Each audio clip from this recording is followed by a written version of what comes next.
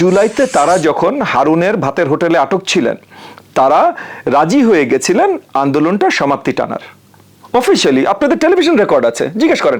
Again আমি বলছি না যে তাদেরকে মানে তারা খুশি খুশি রাজি হয়ে গেছিল, তাদেরকে অলরেডি জোর করা হয়েছিল, বাট জোরের মুখে তারা রাজি হয়ে গেছিলেন এই আন্দোলন ফিরিয়ে নিয়ে আসার বা এই আন্দোলন বন্ধ করে দেবার।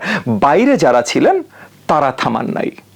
বাইরে যারা ছিলেন কারা ছিলেন? অনেক তরুণরা ছিলেন, আমরা ছিলাম। তাহলে আমরা যদি এখন এই সব তরুণদের আমরা ডাকছি না বা কিছু, কেউ আলাদা করে বলছি না ভাই এটা আমার ঘোষণাপত্র, আমার দায়িত্ব বা আমি দাবিদার, আমি বলছি না তো, আমি বলছি আমরা সবাই।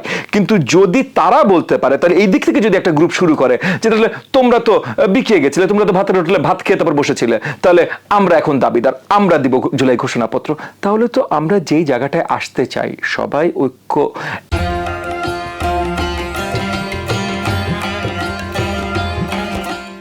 একসাথে ঐক্য তৈরি করে দেশটা গড়ার নতুন প্রচেষ্টা, যেটা এই যে একটু আগে আমার বিজ্ঞ সমালোচক বলছিলেন যে বিএনপির মাননীয় আপনার ভারপ্রাপ্ত চেয়ারম্যান মহোদয়, উনি কিন্তু একটা প্রচেষ্টা ওনার আছে সবাইকে একত্রিত করে।